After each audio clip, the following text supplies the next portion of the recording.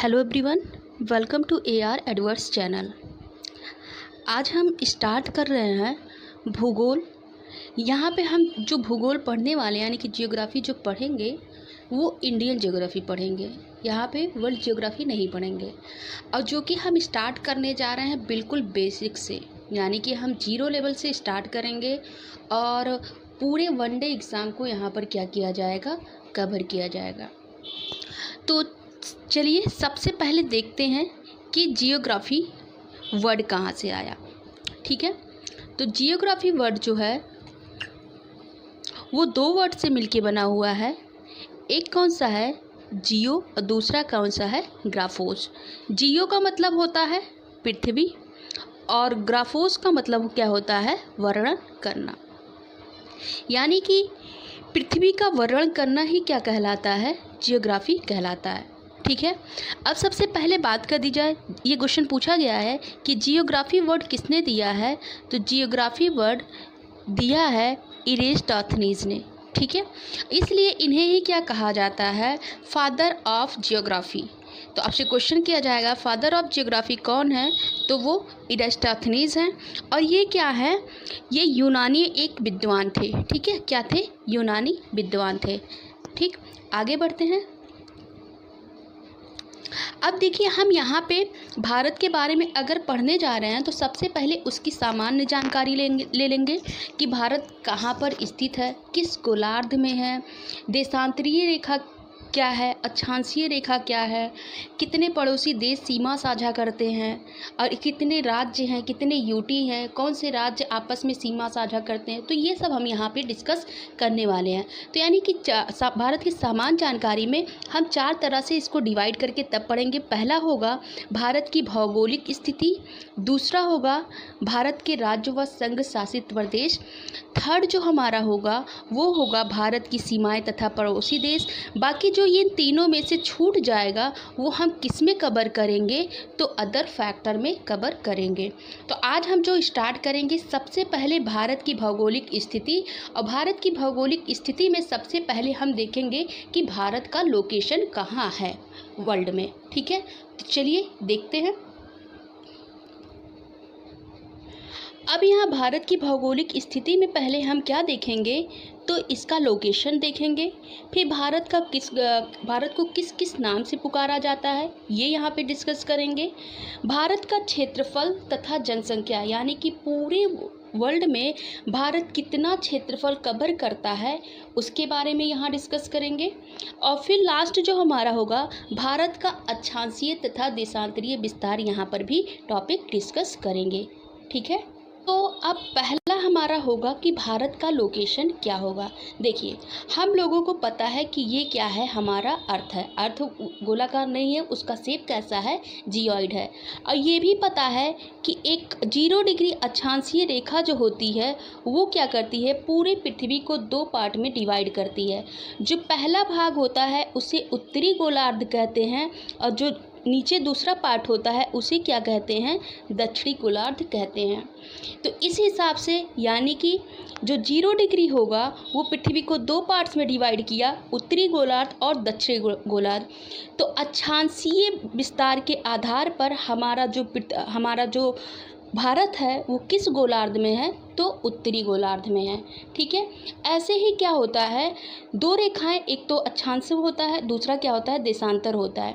तो ये मान लीजिए ये क्या है, पृथ्वी है, इस पे भी कुछ और इमेजिनरी लाइन ड्रा होती हैं जो नॉर्थ से साउथ पोल की तरफ ड्रा होती हैं। ये भी क्या करती हैं, अर्थ को 2 पार्ट में डिवाइड करती हैं। एक होता है हमारा ईस्टर्न हेमिस्फीयर, यानी कि पूर्वी गोलार्ध, और दूसरा कौन सा होता है, वेस्टर्न हेमिस्फीयर, यानी कि पश्चिमी गोलार्ध। तो देशांतर के अकॉर्डिंग हमारा जो इंडिया है वो किस गोलार्ध में है, तो वो पूर्वी गोलार्ध में है। ठीक है, यानी कि अब देखिए यहाँ पे डेटा देख लीजिए, अक्षांश के अकॉर्डिंग हमारा भारत उत्तरी गोलार्ध में है, और देशांतर के अकॉर्डिंग हमारा भारत किस गोलार्ध में है, पूर्वी गोलार्ध में है। अब अगर आपसे क्वेश्चन कर दिया जाए कि भारत का लोकेशन वर्ल्ड मैप में क्या है, तो भारत जो है हमारा वो उत्तरी पूर्वी गोलार्ध में स्थित है। क्या हो जाएगा, उत्तरी पूर्वी गोलार्ध में स्थित है। आई होप क्लियर हुआ होगा। इसके बाद आता है कि भारत किस महाद्वीप में स्थित है। हमको पता है वर्ल्ड में टोटल 7 महाद्वीप है, तो हमारा भारत देश किस महाद्वीप में है? एशिया महाद्वीप में है। और एशिया महाद्वीप के किस डायरेक्शन में है? तो साउथ एशिया में है। ठीक है, साउथ एशिया में कुछ कंट्री होते हैं जो मिल करके क्या बनाते हैं? सब कॉन्टिनेंट बनाते हैं। ये क्वेश्चन पूछा गया है कि इंडियन सब कॉन्टिनेंट में टोटल कितने कंट्री होते हैं? तो 5 कंट्री होते हैं। और वो कंट्री कौन कौन से हैं? तो भारत है, पाकिस्तान है, नेपाल है, भूटान है और बांग्लादेश है। ठीक है, तो ये आई होप ये क्लियर हुआ होगा। इसके बाद आता है, जैसा अभी मैंने आपको बताया कि ये क्या होता है? अर्थ होता है। अर्थ पे 0 डिग्री जो रेखा होती है, इसी को क्या कहा जाता है? भूमध्य रेखा कहा जाता है। ठीक है, अब भूमध्य रेखा के 23 डिग्री एंड हाफ पर एक और रेखा होती है जिससे क्या बोला जाता है? कर्क रेखा बोला जाता है। नॉर्थ पर कर्क होता है और 23.5 डिग्री साउथ पर क्या होता है? मकर रेखा होता है। अब जो हमारा देश है वो क्या है? एक सेकेंड, हमारा भारत देश वो कहाँ स्थित है? तो इस डायरेक्शन में स्थित है। ठीक है, ये हमारा क्या हो जाएगा? भारत देश हो जाएगा। अब अगर बात कर दी जाए कि जो भारत है, ये क्वेश्चन पूछा गया है, भारत भूमध्य रेखा से कितने किलोमीटर दूर है, यानी कि ये डिस्टेंस पूछा गया है। तो भारत जो है भूमध्य रेखा से 876 किलोमीटर क्या है? दूर है। ठीक है, आई होप ये क्लियर हुआ होगा। तो एक बार इसको रीड कर देते हैं। ये तो हमने बता दिया। तो भारत भूमध्य रेखा से कितने किलोमीटर दूर है? 876 किलोमीटर दूर है। चलिए आगे बढ़ते हैं। अब देखिए यहाँ पे भारत को और किस किस नाम से जाना जाता है। तो सबसे पहले आर्टिकल हमारे कॉन्स्टिट्यूशन में, यानी कि आर्टिकल 1 में भारत को 2 नामों से बुलाया गया है। एक तो भारत और दूसरा कौन सा हो जाएगा? इंडिया। तो ये तो हमारे कॉन्स्टिट्यूशन की बात हो गई। लेकिन ये अगर बात कर दी जाए कि ये भारत नाम आया कहाँ से है, तो ऐसा माना जाता है कि पुराण में इसको क्या कहा गया है? भारत कहा गया है। ऋग्वेद के अनुसार, अगर ऋग्वेद की बात कर दी जाए, इसके अनुसार भारत नाम का एक कबीला होता था, उसी के नाम से हमारे भारत देश का नाम पड़ा था। ठीक है, लेकिन अगर वायु पुराण के अनुसार बताया जाए तो राजा दुष्यंत के पुत्र थे भरत, उन्हीं के नाम पे हमारे देश का नाम क्या पड़ा है? भारत पड़ा है।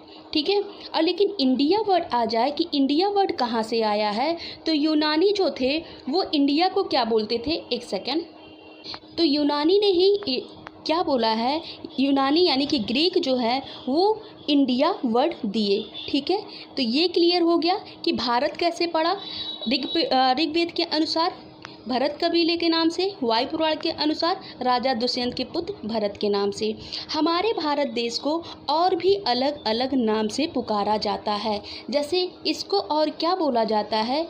मेलुहा भी बोला जाता है। ठीक है, मेलुहा मतलब यहाँ पे देखिए जो ये कंट्री है, एक सेकेंड, जो ये यहाँ पे इतना पूरा एरिया है, यहाँ पे हमको पता है सिंधु सभ्यता रहती थी। और सिंधु सभ्यता के कारण हमारे भारत देश को और एक और नाम मिला था। वो कौन सा था? मेलुहा था। ठीक है, यहाँ पे जो लिखा है, चलिए उसको डिस्कस कर लेते हैं।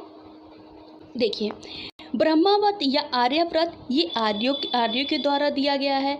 जम्बूद्वीप एशिया को कहा गया। अब सबसे पहले ये जान लीजिए, जितने भी अलग अलग क्या हैं कॉन्टिनेंट हैं, उनके अलग अलग नाम भी हैं। जैसे एशिया महाद्वीप को जम्बूद्वीप कहा जाता था। चूँकि हमारा भारत देश एशिया में है, इसलिए भारत को एक और अन्य नाम से पुकारा जाता है। वो क्या है? जम्बूद्वीप है। फिर यहाँ से उत्तरी अमेरिका को कौंच द्वीप के नाम से, दक्षिणी अमेरिका को प्लक्षद्वीप, यूरोप को शाकद्वीप। ये सब हमको नहीं देखना है, हमें बस अपने भारत के बारे में बातें करनी है। ठीक है, फिर इसके बाद यहाँ से देखिए हिंदुस्तान कैसे आया। तो जो ईरानी लोग थे वो सिंधु नदी को क्या बोलते थे? सिंधु वो यानी कि सा वर्ड वो प्रोनाउंस नहीं कर पाते थे। उन्होंने सिंधु को क्या कहा? हिंदू कहा, और इसी हिंदू से क्या बन गया? हिंदुस्तान बन गया। ठीक है, भारतवर्ष कहाँ से आया? ये वैदिक साहित्य में कहा गया है। और तेंजू यानी कि ये एक चीनी यात्री ने भी इस नाम से पुकारा है। आई होप ये क्लियर हुआ होगा। चलिए आगे बढ़ते हैं। अब यहाँ से हमें क्या देखना है, भारत का क्षेत्रफल तथा उसकी जनसंख्या। हमें पता है कि भारत का जो क्षेत्रफल है वो 32,87,263 किलोमीटर स्क्वायर है। ध्यान रखिएगा, इसको आप ऐसे ही पढ़िएगा, 32,87,263 किलोमीटर स्क्वायर। और जो कि हमारा भारत देश है, पूरे वर्ल्ड का ये कितना परसेंट एरिया कवर करता है, तो 2.4% क्या करता है, एरिया कवर करता है। ठीक है, ये क्वेश्चन पूछा गया है।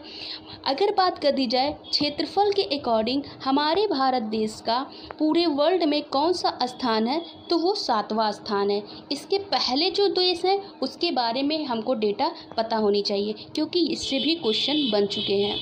अगर भारत जो है वो क्षेत्रफल के अकॉर्डिंग 7वें नंबर पर है, तो इसके पहले 6 वो देश कौन हैं वो भी हमको क्या होना चाहिए, पता होने चाहिए।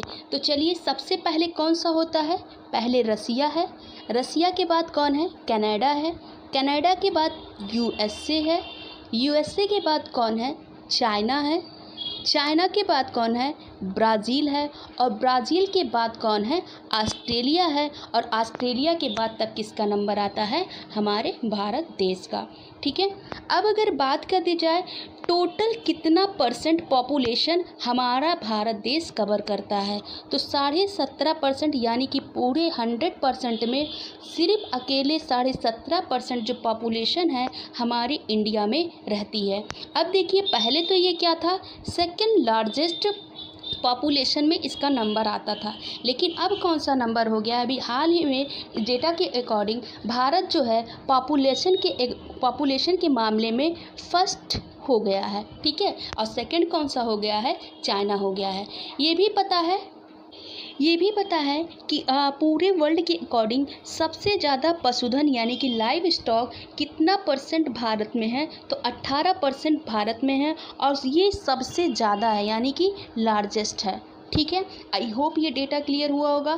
क्षेत्रफल क्या हो गया, कितने परसेंट कितना परसेंट एरिया कवर करता है, कौन से पोजीशन पर है, पॉपुलेशन कितना परसेंट है, लाइव स्टॉक के मामले में किस पोजीशन पर है, और पॉपुलेशन में हम किस पर आ गए हैं, अब फर्स्ट पर आ गए हैं। ठीक है, आई होप ये क्लियर हुआ होगा। चलिए आगे बढ़ते हैं। अब देखिए, भारत का अक्षांशीय तथा देशांतरीय विस्तार कैसे फाइंड आउट करेंगे। देखिए, अक्षांशीय और देशांतरीय ये जो रेखा थी इसकी हमें क्यों नीडेड पड़ी। जैसे मान लीजिए कोई एग्जैक्ट एरिया हमको क्या करना है, कवर करना है, हमें वहाँ पे पहुँचना है, लेकिन पहले के टाइम पे क्या था कि वो इतना डिफ़िकल्ट हो जाता था कि हम वहाँ इतने बड़े पृथ्वी पर हम वो पर्टिकुलर एरिया को कैसे फाइंड आउट करेंगे। इसलिए क्या हुआ था, जब भारत के लोकेशन के बारे में बात की गई तो सबसे पहले इतने बड़ी पृथ्वी पर हमें क्या चाहिए होगा, भारत को ढूंढना, उसका लोकेशन फाइंड आउट करना है। तो सबसे बात आती है कि इतने बड़े आकार में हम कैसे फाइंड आउट करें कि भारत देश कहाँ एग्जिस्ट कर रहा है। फिर उसके बाद आ जाती है जलवायु विविधता के बारे में, यानी कि इतना ज़्यादा विविधता होती है, डाइवर्सिटी होती है कि हम ये फाइंड आउट नहीं कर सकते हैं कि ये एरिया कहाँ पर होगा। इसके बाद आती है कि वहाँ की स्थिति कैसी होगी। ये सब सिचुएशन ऐसे चल ही रहा था। उसके बाद एक व्यक्ति आते हैं, उनका क्या नाम है, बैहम ही ने क्या किया था, सबसे पहले पृथ्वी का एक मॉडल दिया था जिसे क्या कहा गया है, ग्लोब कहा गया है। और अलग अलग वैज्ञानिक आए, उन्होंने क्या किया, इस ग्लोब पर काल्पनिक रेखाएं खींची, और 2 तरह की काल्पनिक रेखाएं खींची। एक था समानांतर, जिसे क्या कहा गया है, जिसे कहा गया है अक्षांश रेखा, यानी कि ऑरिजेंटल ये लाइन होती हैं, और उसी को क्या बोलते हैं, लैटिट्यूड बोलते हैं। दूसरी जो रेखा खींची वो लंबवत खींची गई, इसे क्या कहा गया है, देशांतर रेखा, इंग्लिश में इसे बोलते हैं लॉन्गिट्यूड। देखिए एक सेकंड, ये देखिए ये क्या होगा, ये मान लीजिए अर्थ है। अब अर्थ पर जो रेखाएं कैसी खींची गई हैं, ऑरिजेंटल खींची गई हैं। ठीक है, ये इस तरह से खींची गई हैं, इसी को क्या कहा गया है, समानांतर रेखा यानी कि अक्षांश रेखा। लेकिन जो रेखाएं कैसी खींची गई हैं, वर्टिकल खींची गई हैं इस तरह से, इसे क्या कहा गया है, देशांतर रेखा कहा गया है। ठीक है। अब सबसे पहली बात, जो अक्षांश रेखाएं होती हैं वो मौसम के बारे में हमको नॉलेज देती हैं, और जो देशांतर रेखाएं होती हैं वो किसके बारे में बताती हैं, समय के बारे में बताती हैं। देखिए, अभी हम यहाँ अक्षांश और देशांतर रेखा नहीं पढ़ रहे हैं, हम बस ये थोड़ा सा नॉलेज ले रहे हैं कि अक्षांश रेखा क्या होती है और देशांतर रेखा क्या होती है।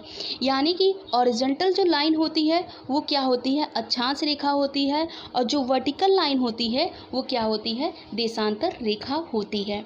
अब जब भी हमारे भारत की बात कर दी जाए तो हम क्योंकि अभी हमने देख के आया है कि ये क्या है, अर्थ है, यहाँ पे क्या है, कौन सा 0 डिग्री रेखा है, और हमारा जो भारत देश वो कहीं यहाँ एग्जिस्ट करता है।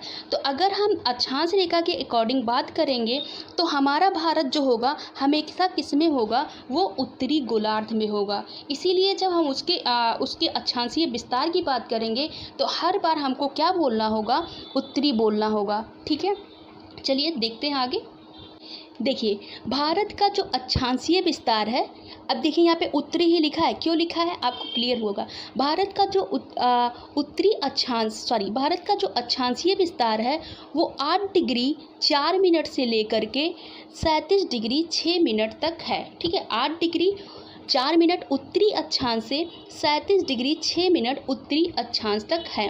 और ये जो डेटा है यहाँ पे देखिए, ये है, पहले तो ये जम्मू कश्मीर में पड़ता था, लेकिन जब 31 अक्टूबर 2019 से इसको क्या कर दिया गया है, जम्मू को यूटी बना दिया गया है, तो अब ये एरिया आता है लद्दाख में। ठीक है, किस में आता है, लद्दाख में आता है। तो भारत का जो सबसे, अब इसी को क्या बोलते हैं, सबसे उत्तरी पॉइंट बोलते हैं। यानी कि इंद्रकौल से लेकर के तमिलनाडु तक जो भारत का उत्तरी विस्तार है वो 8 डिग्री 4 मिनट उत्तरी अक्षांश से लेकर के 37 डिग्री 6 मिनट उत्तरी अक्षांश तक है। ये हो गया अक्षांशीय विस्तार। देशांतरीय विस्तार की बात कर दी जाए, अब देखिए यहाँ पे पूर्वी बार बार क्यों बोलेंगे, अभी हमने बताया था जब यहाँ पृथ्वी बनी थी, जब देशांतर रेखा इसको डिवाइड किया था तो ये क्या था, ईस्टर्न हेमिस्फीयर था, यानी कि पूर्वी गोलार्ध था। तो यानी कि देशांतर के अकॉर्डिंग हमारा भारत कौन से गोलार्ध में स्थित होगा, तो पूर्वी गोलार्ध में होगा। इसीलिए जब भी यहाँ पे देखिए, अब देशांतरीय विस्तार की बात करें तो 68 डिग्री 7 मिनट पूर्वी देशांतर से लेकर के 97 डिग्री 25 मिनट पूर्वी देशांतर तक हमारे भारत देश का देशांतरीय विस्तार है। और ये भी पूछा जाता है कि जो इसका उत्तरी पॉइंट है वो लद्दाख के इंद्रकौल, और जो यहाँ पे दक्षिणी है वो तमिलनाडु के कन्याकुमारी तक, और जो यहाँ पे देशांतरीय विस्तार वो गुजरात के गुहार मोती से, और यहाँ पे 97 डिग्री 25 मिनट ये कहाँ पे होगा, अरुणाचल प्रदेश के कीबुथु एक वहाँ पे प्लेस है वहाँ पर। ठीक है, लेकिन अगर बात कर दी जाए, ये तो मुख्य भूमि से है, ठीक है,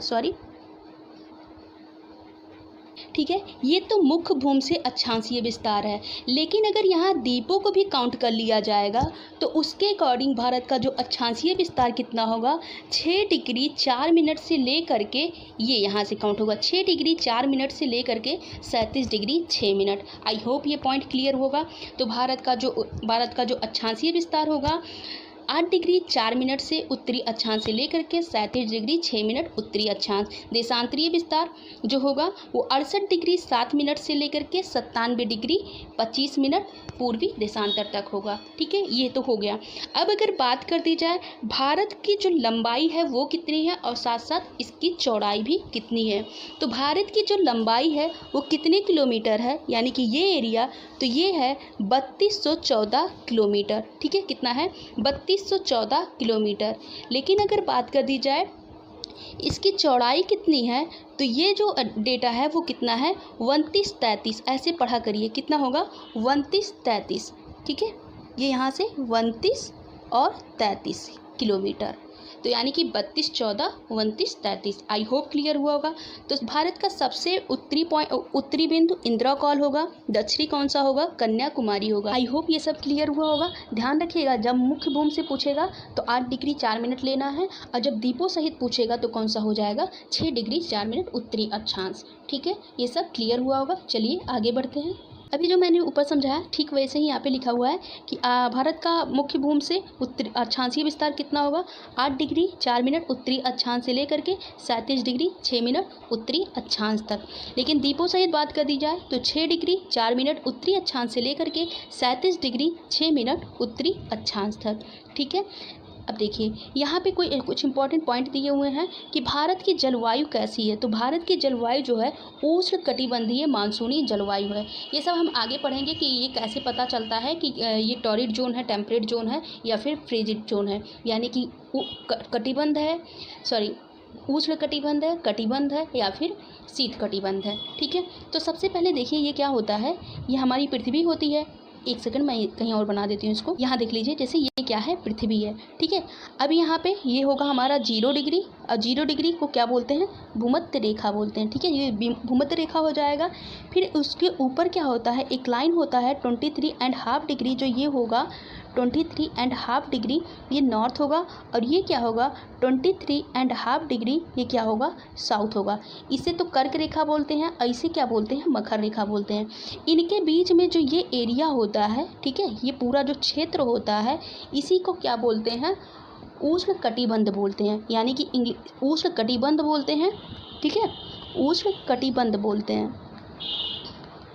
लेकिन इंग्लिश में बात कर दी जाए, इसे क्या बोलते हैं, तो टॉरिड जोन बोलते हैं। ठीक है, क्या बोलते हैं, टॉरिड जोन बोलते हैं।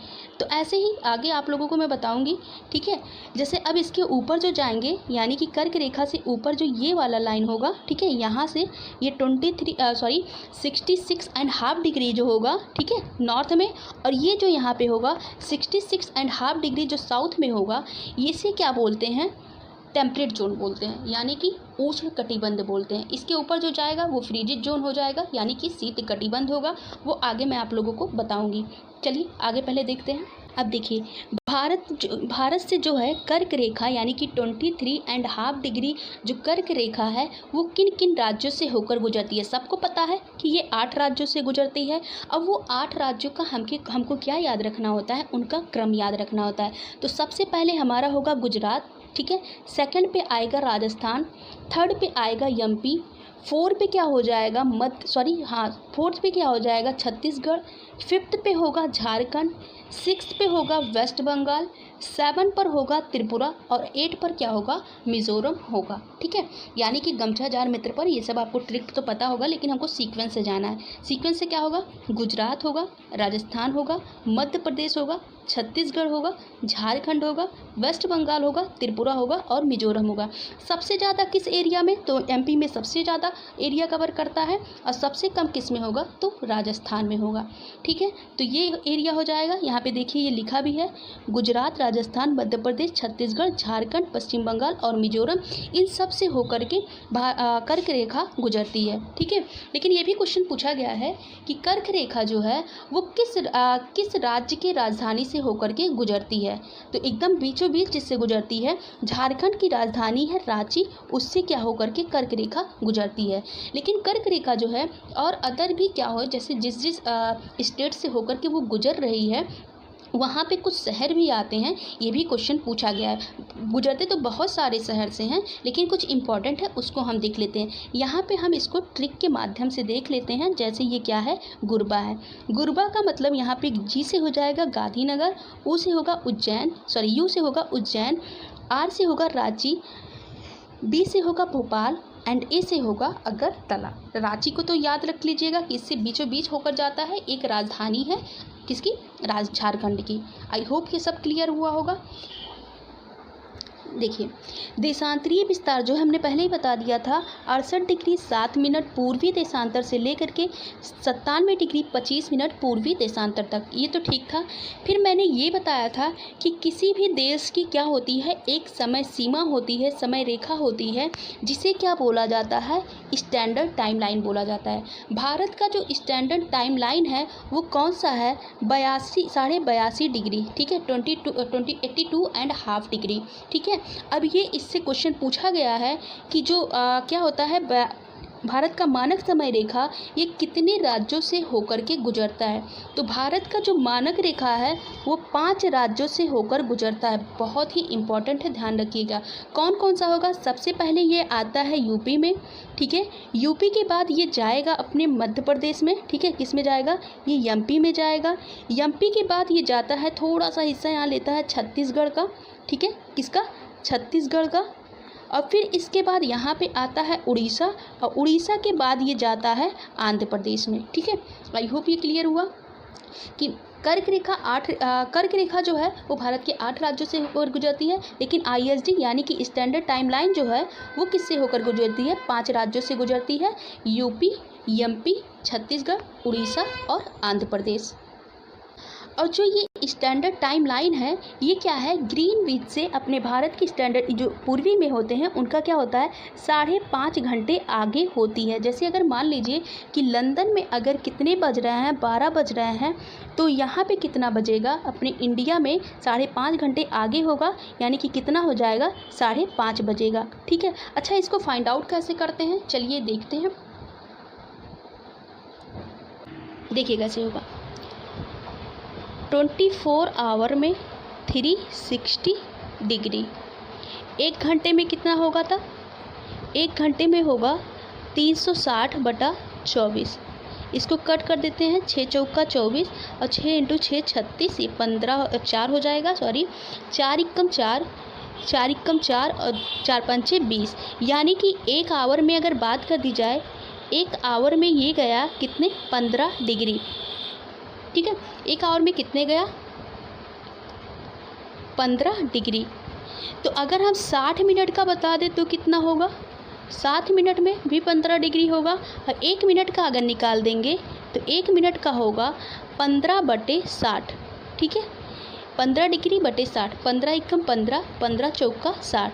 तो अब बताइए कि 1 मिनट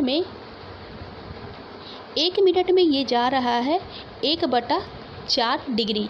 तो 1 डिग्री में कितने का अंतर हो जाएगा? 1 सेकेंड। 1 डिग्री में कितने का अंतर हो जाएगा? 4 मिनट का अंतर होगा, ठीक है। कितने मिनट का? 4 मिनट का अंतर होगा। अब आप ही बताइए कि हमारा जो भारत है उसका स्टैंडर्ड टाइम लाइन 82.5 डिग्री है, यानी कि 82 सही 1/2 डिग्री। इसी में हम क्या कर देंगे? 4 का गुणा कर देंगे तो ये कितना आ जाता है? 5.5 घंटे आ जाता है। इसीलिए क्या होता है? ग्रीनविच से हमारा टाइम लाइन क्या होता है? 5.5 घंटे आगे होते हैं। आई होप ये क्लियर हुआ होगा। अब हमें यहाँ पे क्या देखने होंगे? भारत के राज्य व संघ शासित प्रदेश। सबसे पहले जो 28 राज्य होंगे उसका पूरा हमको लोकेशन देखना होगा, किससे बाउंड्री वो साझा करता है, किससे देश बनाता है, उसकी सीमा रेखा कितनी है। अगर एक बार पूरा हम होली मैप देख लेंगे तो हमको पूरा नॉलेज हो जाएगा। और सबसे ज़्यादा जो क्वेश्चन बनता है वो इसी मैप से बनता है। तो हमको लगता है जब एग्ज़ाम में वो क्वेश्चन पूछे जाते हैं तो समझ में नहीं आता है कि ये तो पढ़ा हुआ आया नहीं। तो हम क्या करेंगे, आज के सेशन में पूरे भारत के मैप को बहुत अच्छे से रीड करने वाले हैं। तो 28 राज्य हो गए और कितने यूटी हुए? तो 8 यूटी हुए। आज हम सबसे पहले इस 28 राज्य का लोकेशन देखेंगे और उसके साथ साथ क्या देखेंगे? उनकी राजधानी देखेंगे और किसके साथ सीमा साझा करता है, और उनसे कुछ इंपॉर्टेंट पॉइंट होंगे तो वो भी डिस्कस कर लेंगे। तो चलिए सबसे पहले देखते हैं। इधर देखिए, ये डेटा पहले रीड कर लेते हैं कि पहले हमको पता है 29 राज्य थे। 29 राज्य में क्या हुआ? जम्मू कश्मीर भी था, लेकिन जम्मू कश्मीर को हटा करके 2 यूटी बन गया, जम्मू बना और कौन सा बना? लद्दाख बना। तो भारत में कितने राज्य हो गए थे तब? अब भारत में कितने राज्य हैं? 28 राज्य हैं। और ये 28 राज्य कब हुए? 31 अक्टूबर 2019 से। ये डेटा याद रखिएगा, इंपॉर्टेंट है। फिर हमको यूटी के बारे में बात कर दी जाए। यूटी टोटल 8 हैं, उसके बारे में इसके बाद हम डिस्कस करेंगे कि उसकी राजधानी क्या है। तो वो सब हम उसको मैप में अच्छे से पढ़ने वाले हैं। तो चलिए सबसे पहले हम भारत के मैप में राज्य देखते हैं, उनकी राजधानी देखते हैं और किससे वो बाउंड्री साझा करते हैं ये भी देखने वाले हैं। देखिए, ये है भारत का मैप, ठीक है। सबसे पहले हम इसमें क्या देखेंगे, ये लद्दाख देखेंगे, ठीक है। सबसे ऊपरी इसका छोर कौन सा होगा, लद्दाख होगा। और लद्दाख की जो राजधानी है वो क्या है, लेह है, ठीक है। लद्दाख की बात कर दी जाए तो भारत का ये सबसे बड़ा क्या होगा, यूटी होगा क्षेत्रफल के अकॉर्डिंग, ठीक है। और सबसे छोटा कौन सा होगा, तो लक्षद्वीप होगा। पहला डेटा ये क्लियर हो गया। लद्दाख के बाद क्या आता है, यहाँ जम्मू कश्मीर होता है। और जम्मू कश्मीर की राजधानी कौन है, जम्मू और श्रीनगर है, सॉरी कौन है, कश्मीर है और श्रीनगर है। श्रीनगर जो है वो ग्रीष्मकालीन राजधानी है और जो जम्मू है वो कौन सी राजधानी है, वो शीतकालीन राजधानी है। ये डेटा भी हमारे लिए इम्पोर्टेंट हो गया। फिर इसके बाद जम्मू के बाद कौन सा आता है, एक सेकेंड। अब जम्मू के बाद फिर हम देखेंगे यहाँ पर है हिमाचल प्रदेश। हिमाचल प्रदेश की राजधानी क्या है, शिमला है। और हिमाचल प्रदेश जो है किसके साथ सीमा साझा करता है, तो ये चाइना के साथ सीमा साझा करता है। फिर इसके बाद यहाँ आता है पंजाब। पंजाब जो है उसकी राजधानी क्या है, चंडीगढ़ है। और हमको पता है कि चंडीगढ़ क्या है, एक यूटी है। हिमाचल प्रदेश और साथ साथ अगर बात कर दी जाए चंडीगढ़, ये दोनों क्या करते हैं, आपस में सीमा साझा करते हैं। फिर इसके बाद किसका नंबर आता है, तो हिमाचल प्रदेश के बाद हम देखेंगे पंजाब। पंजाब की राजधानी क्या है, चंडीगढ़ है, ये तो हो गया। फिर आता है हरियाणा। हरियाणा की भी राजधानी क्या है, चंडीगढ़ है। ये ध्यान रखिएगा कि चंडीगढ़ एक यूटी है, यूटी के साथ साथ वो क्या है, हरियाणा और फिर पंजाब की कैपिटल भी रही है, ठीक है। फिर हम यहाँ पे देखेंगे राजस्थान। राजस्थान की राजधानी क्या है, तो जयपुर है। फिर आएगा हमारा उत्तराखंड। उत्तराखंड को देवभूमि कहते हैं क्योंकि बहुत सारे तीर्थ स्थल क्या है, उत्तराखंड में उपस्थित हैं। राजधानी देख लिए। अब उत्तराखंड की जो सीमा जो लगती है वो किससे लगती है, तो देखिए ये चाइना से लगती है और साथ साथ किससे लगती है, नेपाल से लगती है। मैप में चीज़ें बहुत ध्यान से देखिएगा, यहीं से क्वेश्चन बनता है और तब हम लोग क्या करते हैं, एग्ज़ाम में स्किप कर जाते हैं। फिर उत्तराखंड के बाद फिर हमारा क्या आता है, यूपी आता है। अब यूपी देख लीजिए, ये किसके साथ सीमा साझा कर रहा है, तो ये नेपाल के साथ सीमा साझा कर रहा है, लेकिन ये चाइना के साथ सीमा साझा नहीं करता है। साथ साथ ये अलग अपने राज्यों के साथ भी सीमा साझा करता है, वो अभी हम बाद में देखेंगे कि यूपी जो है हमारा वो टोटल 8 राज्य और क्या है, एक यूटी के साथ सीमा साझा करता है। यूपी सेशन में तो ये बहुत बार ये सारे क्वेश्चन बन चुके हैं, ठीक है। तो उत्तर प्रदेश की राजधानी क्या है, लखनऊ है। फिर इसके बाद क्या आता है, बिहार। बिहार की राजधानी क्या है, पटना है, ठीक है। फिर यहाँ पे हम देख लेते हैं मध्य प्रदेश। मध्य प्रदेश की राजधानी जो क्या है, भोपाल है। और आप ये देखिए, ये जो लाइन इधर से जा रही है, ठीक है, ये जो लाइन जा रही है, ये कौन सी लाइन है, ये कर्क रेखा लाइन है। और आप देखिए भोपाल जो है कर्क रेखा से बहुत ज़्यादा डिस्टेंस पर नहीं है। तभी जब मैंने कल आपको जब ये ट्रिक बताया था गुरबा करके, उसमें मैंने आपको बताया था कि भोपाल जो है कौन कौन से शहर कर्क रेखा के पास है। इस ट्रिक के माध्यम से मैंने आपको बताया था, ठीक है। आगे देखते हैं।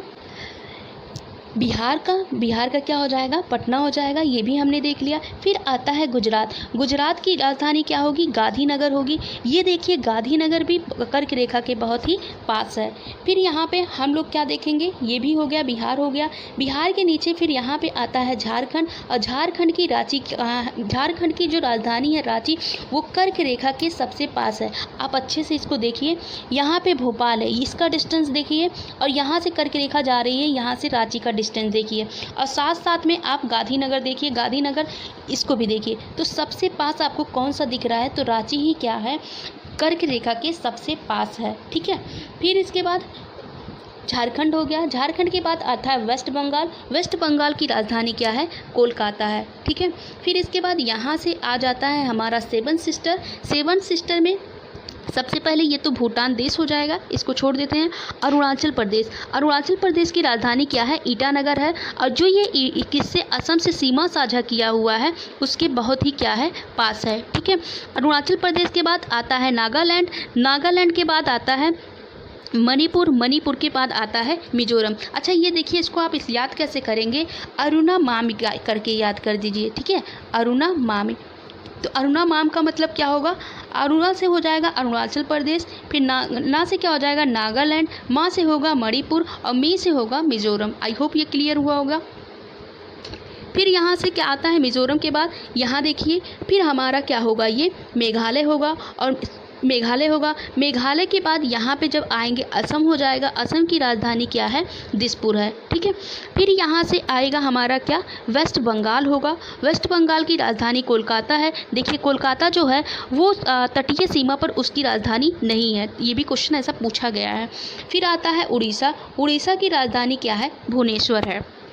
अब देखिए मैं आपको इसको किस तरह से बताने वाली। ये पूछा जाता है कि भारत के कितने राज्य तटीय सीमा से लगते हैं, तो भारत के टोटल 9 राज्य तटीय सीमा से लगते हैं। अब वो 9 राज्य आपको पता होने चाहिए, बहुत बार ये क्वेश्चन पूछा गया है। तो चलिए वो 9 राज्य आपको दिखाते हैं कौन कौन से हैं।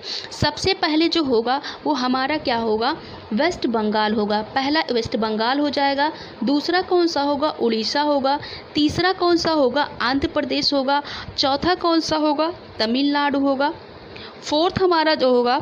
फिफ्थ जो होगा वो कौन सा होगा? केरल होगा। 6 जो होगा कर्नाटक होगा। 7 जो होगा गोवा होगा। 8 जो होगा महाराष्ट्र होगा। और 9 जो होगा वो कौन होगा? गुजरात होगा। तो आपको मैप आपके दिमाग में ये फिट हो जाना चाहिए। उड़ीसा के बाद, एक सेकंड मैं इसको इरेज करती हूँ।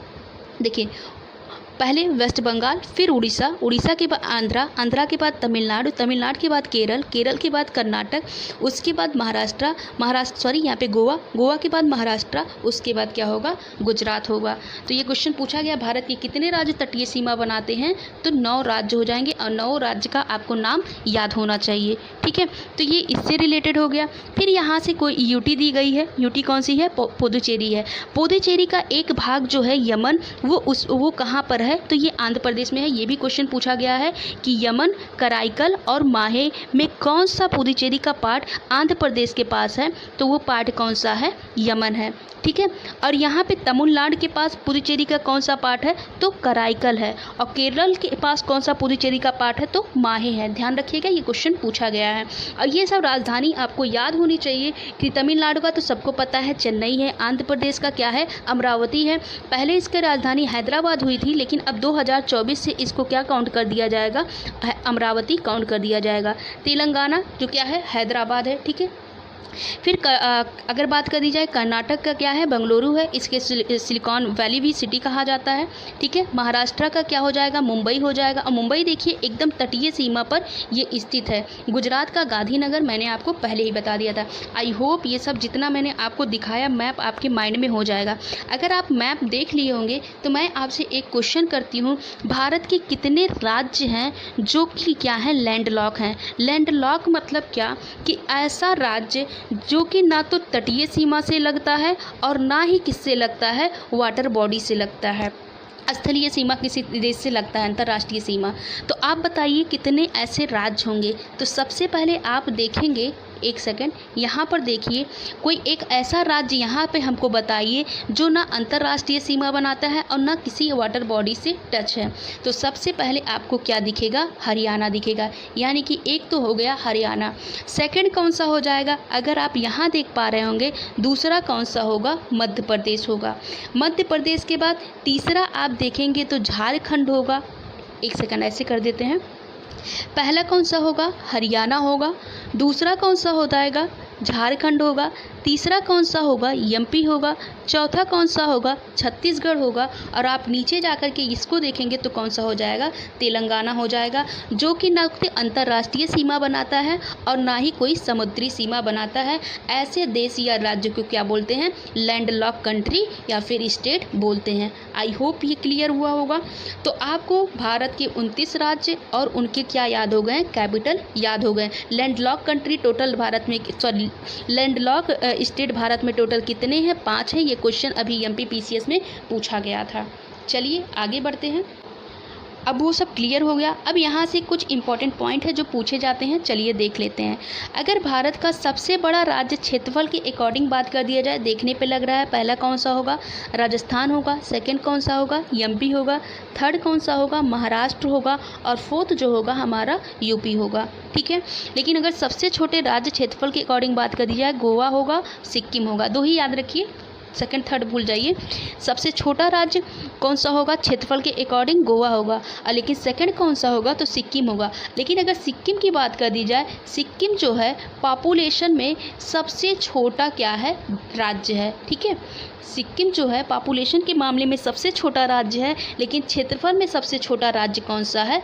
तो वो गोवा है। ठीक है, अब फिर यहाँ पे देखिए यूटी में सबसे बड़ा एरिया किसका है? तो ये लद्दाख का है, और सबसे छोटा किसका है? तो लक्षद्वीप का है। ठीक है, सॉरी यहाँ पे लक्षद्वीप कर दिया, लक्षद्वीप का है। अगर बात कर दी जाए कि पॉपुलेशन में सबसे छोटा यूटी कौन सा है, तो पॉपुलेशन में सबसे छोटा जो यूटी है वो लक्षद्वीप है, और सबसे बड़ा जो क्या है पॉपुलेशन में यूटी है वो कौन सा है? दिल्ली है। देखिए एक बार फिर से देख लीजिए, पहले तो आएगा एरिया के अकॉर्डिंग। एरिया के अकॉर्डिंग यूटी में बात करते हैं, सबसे ज़्यादा कौन सा होगा? लद्दाख होगा। सबसे छोटा कौन सा हो जाएगा? तो लक्षद्वीप हो जाएगा। ठीक है, कौन सा होगा? लक्षद्वीप होगा। लेकिन अगर बात कर दी जाए पॉपुलेशन के अकॉर्डिंग, तो पॉपुलेशन के अकॉर्डिंग सबसे बड़ा यूटी कौन सा होगा? दिल्ली में आप जानते हैं सबसे ज़्यादा पॉपुलेशन रहती है, लेकिन सबसे छोटे की बात कर दी जाए तो लक्षद्वीप होगा। ध्यान रखिएगा डेटा दोनों में कौन सेम है? लक्षद्वीप है, और सबसे बड़ा अगर कौन सा हो जाएगा तो लद्दाख होगा। तो ये सब आप लोगों को फैक्ट याद होना चाहिए। ठीक है, चलिए आगे बढ़ते हैं। तो हमने पॉपुलेशन में एरिया देख लिया, और क्या देख लिया? यूटी देख लिया।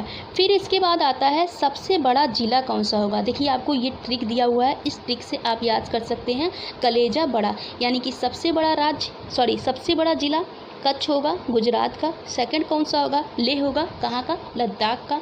थर्ड जो होगा जैसलमेर होगा, राजस्थान का। फोर्थ जो होगा वो बाड़मेर होगा, राजस्थान का। इम्पॉर्टेंट है, ध्यान रखिएगा। सबसे छोटा ज़िला क्षेत्रफल के अकॉर्डिंग माहे है, और सबसे जनसंख्या में सबसे बड़ा ज़िला कौन सा है? थाने। और थाने कहाँ पे है? तो महाराष्ट्र में है। तो ये सब डेटा आपको पता होनी चाहिए। साथ में यहाँ पे जितने भी यूटी हैं उनकी आपको राजधानी भी पता होनी चाहिए। जैसे अंडमान निकोबार की राजधानी क्या होगी? पोर्ट ब्लेयर होगी। छत्तीसगढ़ का क्या चंडीगढ़ का क्या होगा? तो चंडीगढ़ हो जाएगा। दादर एंड नागर हवेली, साथ में दमन एवं दीव का क्या होगा? दमन हो जाएगा। दिल्ली का दिल्ली होता है। जम्मू कश्मीर की 2 राजधानियां हैं। समर में क्या हो जाता है, यानी कि ग्रीष्म में श्रीनगर होगा, और विंटर में क्या हो जाता है? जम्मू हो जाता है। लद्दाख का तो लेह होता है, पहले ही पढ़ लिया। लक्षद्वीप का क्या होता है? कवरत्ती होता है। और पुदुचेरी का क्या होता है? पुदुचेरी होता है। आई होप ये सब आप लोगों को पहले से ही याद होगा, बस कुछ डेटा थे जो शायद आप लोगों को नहीं पता हो। चलिए आगे बढ़ते हैं। अब देखिए ये मोस्ट इम्पॉर्टेंट है डेटा, मतलब एग्ज़ाम में पूछा जाता है। ठीक है, तो सबसे पहले अगर बात कर दी जाए राजस्थान की क्या विशेषता होगी, हमने पहले ही बता दिया था क्षेत्रफल में सबसे बड़ा होगा। ठीक है, और साथ साथ ये किसी भी देश के साथ जो हमारा राज्य होगा सबसे लंबी अंतर्राष्ट्रीय सीमा बनाता है। देखिए यहाँ पे लंबी अंतर्राष्ट्रीय सीमा की बात कर रहा है, लेकिन अगर तटीय सीमा की बात कर दी जाए तब किसका नंबर आएगा? गुजरात का आएगा। तटीय सीमा अलग होता है और अंतर्राष्ट्रीय सीमा अलग होता है। ठीक है, तो ये हो गया गुजरात के बारे में। सेकंड अगर बात कर दी जाए, राजस्थान के बारे में होगा। गुजरात के बारे में बात कर दी जाए, सबसे लार्जेस्ट क्या है? समुद्री सीमा साझा करता है। पहले गुजरात होगा, आंध्र प्रदेश होगा, फिर क्या होगा? तमिलनाडु होगा। फिर इसके बाद अगर गोवा की बात कर दी जाए, एरिया के हिसाब से सबसे छोटा राज्य है, और साथ साथ इसकी क्या बात है? सबसे छोटी समुद्री सीमा लगाता है। भारत के कितने राज्य समुद्री सीमा लगाते हैं? अभी मैंने आपको बताया टोटल 9 राज्य समुद्री सीमा लगाते हैं। अब वो 9 राज्य कौन कौन से थे एक बार अगेन पढ़ लेते हैं। पहले वेस्ट बंगाल था, फिर उड़ीसा था, उड़ीसा के बाद आंध्र प्रदेश था, फिर तमिलनाडु था, केरल था, कर्नाटक था, इसके बाद यहाँ छोटा सा गोवा, महाराष्ट्र और गुजरात। टोटल कितने हो गए? 9 हो गए। मैं आपसे बार बार कह रही हूँ ये डेटा आपको पता होने चाहिए। ठीक है, तो ये हो गया। फिर इसके बाद लद्दाख जो है सबसे बड़ा यूटी है क्षेत्रफल के अकॉर्डिंग, लेकिन सबसे बड़ा यूटी पॉपुलेशन के अकॉर्डिंग कौन सा है?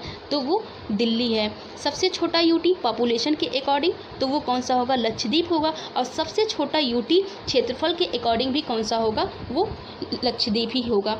उत्तर प्रदेश में अच्छा ये भी मोस्ट इम्पॉर्टेंट डेटा है कि भारत का एकमात्र ऐसा राज्य जो सबसे ज़्यादा राज्यों से अपनी बाउंड्री साझा करता है तो वो कौन सा है? यूपी है। और कितने राज्यों से? 8 राज्यों से। और कितने यूटी से? 1 यूटी से ये सीमा साझा करता है। यूपी का एकमात्र ऐसा जिला सोनभद्र जो है, जो कि यहाँ कहीं है, वो टोटल 4 राज्यों से सीमा साझा करता है। वो कौन कौन सा है? एमपी है, एमपी के बाद छत्तीसगढ़ है, छत्तीसगढ़ है, उसके बाद झारखंड है, फिर कौन सा है? बिहार है। ठीक है, तो ये डेटा क्लियर हो गया। भारत का कौन सा ऐसा राज्य है जहाँ पर सबसे न्यूनतम जनसंख्या रहती है? तो ये आप सबको पता होगा, सिक्किम है।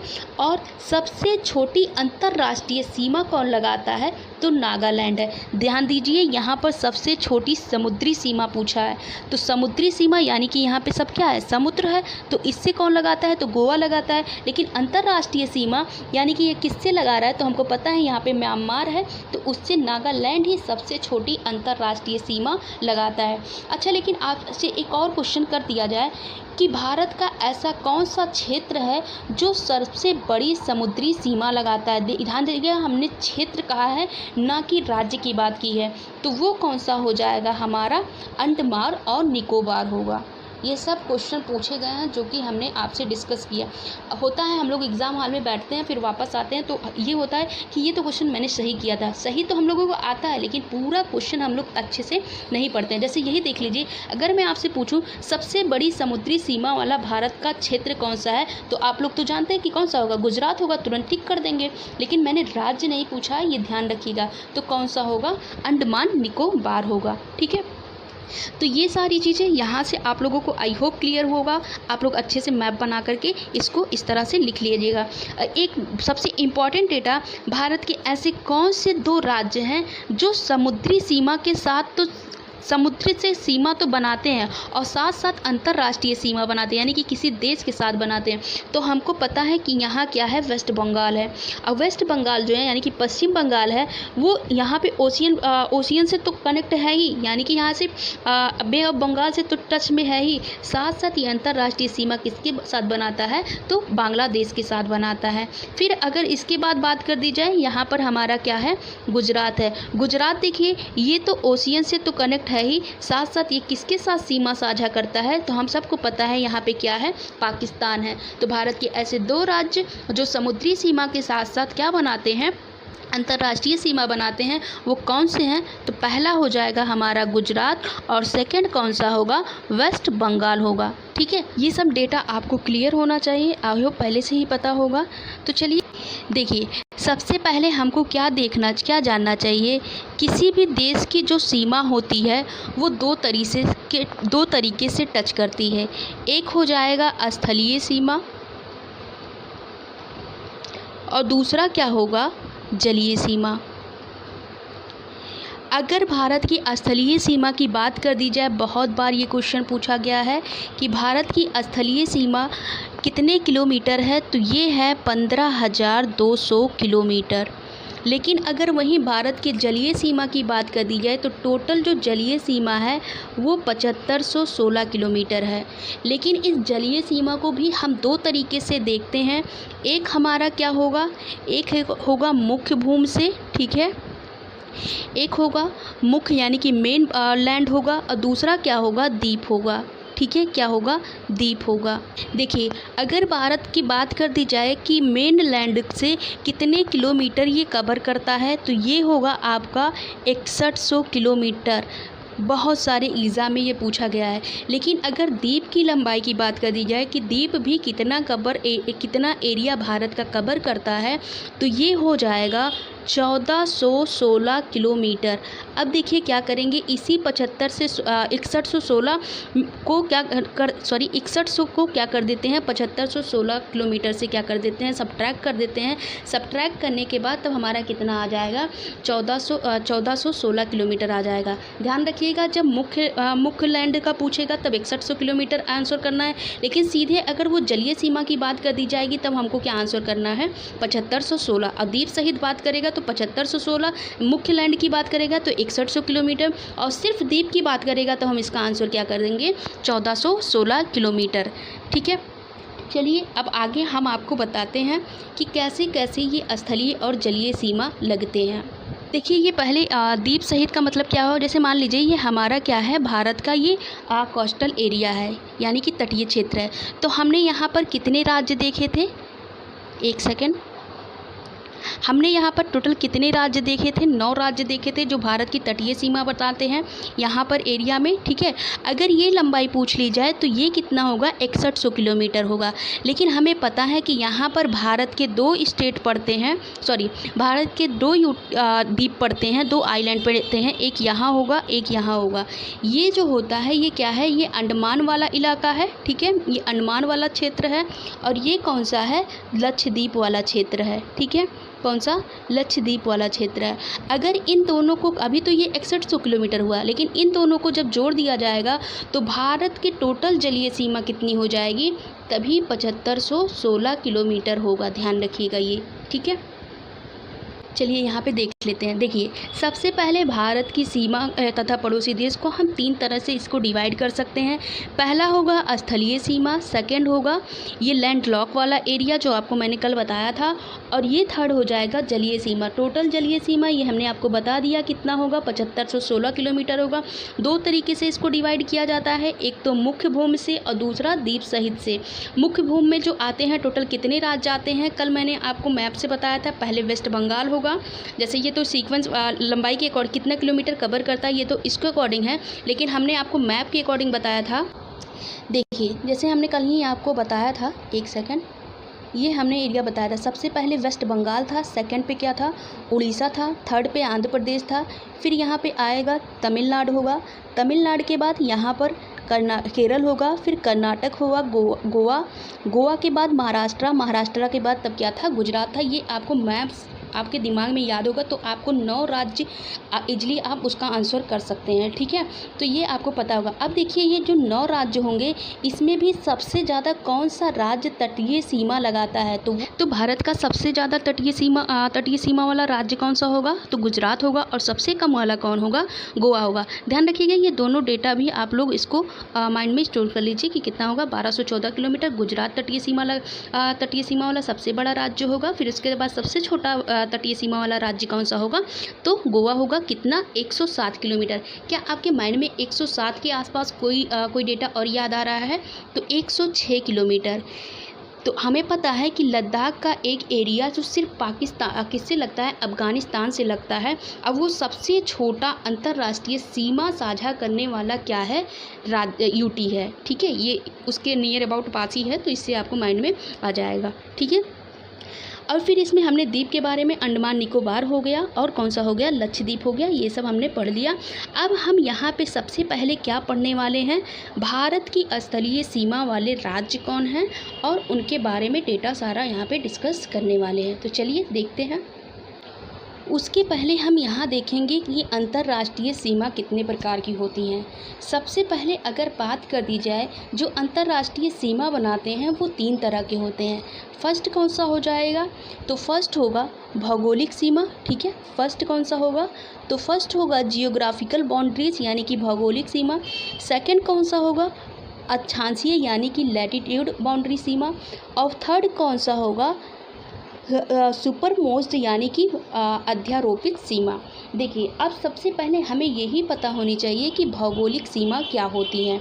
जैसे अगर बात कर दी जाए कि कोई भी ऐसे 2 देश जो कि क्या किसी प्राकृतिक तरीके से क्या होते हैं? अलग होते हैं, तो उसे क्या कहा जाता है? भौगोलिक सीमा कहा जाता है। जैसे अगर बात कर दी जाए, यहाँ पे हमारा भारत है, ठीक है। भारत के पास यहाँ पे कौन सा पर्वत पड़ता है? तो यहाँ पे अराकाम पर्वत पड़ता है, जो कि किससे अलग करता है? तो यहाँ पे क्या है? म्यांमार है। यानी कि हमारा भारत और जो कि क्या हुआ, म्यांमार किससे अलग होता है? तो एक पर्वत से अलग होता है। और वो पर्वत ही क्या होगा? एक प्राकृतिक उच्चावच होगा। यानी कि जब कोई 2 देश की सीमा किसी प्राकृतिक उच्चावच के द्वारा यानी कि किसी नेचुरल रिलीफ के द्वारा क्या होते हैं? अलग होते हैं, तो उसे क्या बोला जाता है? जियोग्राफिकल बाउंड्रीज बोला जाता है। अब वो 2 देश या तो किस पर्वत द्वारा अलग हो सकते हैं, या किसी पठार द्वारा अलग हो सकते हैं, या तो किसी नदी द्वारा क्या होंगे? अलग होंगे। तो अगर क्या आपके माइंड में कोई और एग्जाम्पल आ रहे हैं? जैसे मैंने भारत और म्यांमार का दे दिया। इसी हिसाब से आप लोगों ने देखा होगा, मैंने आप लोगों को एक और लेक्चर वर्ल्ड जियोग्राफी लिया था, उसमें मैंने आप लोगों को पर्वत और पठार पढ़ाया था। तो मैंने आपको वहाँ पे बताया था कि जो क्या है, फ्रांस और स्विट्ज़रलैंड को कौन सा ऐसा पर्वत है जो उसकी सीमा की क्या बनाता है, अंतर्राष्ट्रीय सीमा बनाता है? तो वो कौन सा था? जूरा पर्वत था। फिर मैंने आप लोगों को पिरेनीज पर्वत के बारे में पढ़ाया था। पिरेनीज पर्वत जो था फ्रांस और स्पेन की सीमा के बारे में फ्रांस और स्पेन की सीमा को क्या करता है? निर्धारण करता है। आई होप जियोग्राफिकल बाउंड्रीज आप लोगों को क्लियर हुआ। जब कोई देश किसी प्राकृतिक रिलीफ के द्वारा क्या होते हैं, अलग होते हैं, तो उसे जियोग्राफिकल बाउंड्रीज कहा जाता है। अक्षांशीय सीमा क्या हो जाएगा? जब किसी अक्षांश रेखा को दो देशों की क्या मान लिया जाता है? सीमा मान लिया जाता है, तो वो क्या होता है? अक्षांशीय सीमा होता है। जैसे हमने 38 डिग्री उत्तरी अक्षांश सीमा देखा था। ये क्या करता है?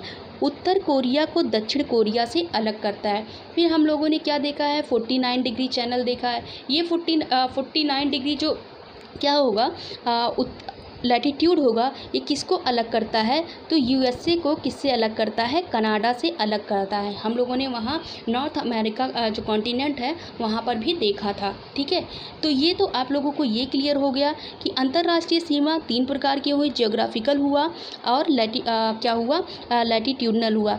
ये दोनों डेफिनेशन आप लोगों को क्लियर हो गया। अगर आपने इससे पूछ लिया जाए कि भारत और म्यांमार के बीच जो सीमा है वो अंतर्राष्ट्रीय सीमा के प्रकार में कौन सा प्रकार होगा, तो वो जियोग्राफिकल होगा। क्यों होगा? क्योंकि वो किसी पर्वत के द्वारा क्या हुआ है? अलग हुआ है। लेकिन कनाडा और अमेरिका की बात कर दी जाए तो वो लैटिट्यूडनल होगा। ठीक है, अब इसमें हम थर्ड क्या देखेंगे? अध्यारोपित सीमा। अब देखिए अध्यारोपित सीमा क्या होती है? जब किसी देश का क्या किया जाए, इस तरह से पार्टीशन कर दिया जाए जिसमें वहाँ पर रहने वाले व्यक्ति को ध्यान में ना रखा जाए, तो उसे ही क्या कहते हैं? अध्यारोपित सीमा कहते हैं। जैसे इंडिया और पाकिस्तान का जो बंटवारा हुआ, उसको क्या किया गया? एक लाइन ड्रा कर दिया गया कि यहाँ पे क्या रहेंगे, यहाँ पे इंडिया का एरिया हो जाएगा और ये क्या हो जाएगा? पाकिस्तान का एरिया हो जाएगा। लेकिन क्या किसी वहाँ के रहने वाले व्यक्ति से पूछा गया कि क्या ये लाइन खींचना चाहिए? तो ये नहीं, सब आपस में डिसाइड करके उसे क्या कर लेते हैं, वहाँ पर वो डिसाइड कर देते हैं कि ये पाकिस्तान होगा और इंडिया होगा। यानी कि इस सीमा से किसी को कोई फ़र्क नहीं पड़ता है कि वहाँ के लोग अलग होना चाहते हैं या नहीं चाहते हैं। तो इस प्रकार की सीमा को क्या बोला जाता है? अध्यारोपित सीमा बोला जाता है। ऐसे ही बहुत सारे होंगे। भारत पाक का हो गया, इसके बाद इंडिया का इससे चाइना से हो गया कि जो यहाँ पे कौन सा मैकमोहन रेखा खींच दिया गया है, यहाँ चीन है और यहाँ क्या है? इंडिया है। इससे भी क्या है कि यहाँ से लोगों को नहीं फ़र्क पड़ता है कि मतलब जिन लोगों ने ये रेखा खींची उनको नहीं फ़र्क पड़ता है कि ये जो यहाँ पे लोग रह रहे हैं उनको ये सीमा चाहिए भी या नहीं चाहिए। ठीक है, तो इस तरह से जब किसी को ध्यान में ना रखते हुए कोई चीज़ बाउंड्री खींच दी जाती है तो उसे क्या कहा जाता है? अध्यारोपित सीमा कहा जाता है। सबसे बड़ा इसका एग्जाम्पल तो अफ्रीका महाद्वीप में देखने को मिलता है। जब भी हम अफ्रीका महाद्वीप देखते हैं तो आप लोगों ने देखा होगा कि ऐसे वो इस तरह से आपको वहाँ पे इमेज में देखने को मिलता है। तो वहाँ पे इसलिए सबसे ज़्यादा जो डाइवर्जन देखने को मिलता है वो अफ्रीका में ही देखने को मिलता है। क्यों? क्योंकि वहाँ पर सीमा का निर्धारण कर दिया गया है। किसी के ऊपर को मतलब वो क्या किया, अपनी बातों को थोप दिया कि ये आपका सीमा होगा, इधर रहेंगे उधर रहेंगे, बस उसके अकॉर्डिंग ये बातें कह दी गई हैं।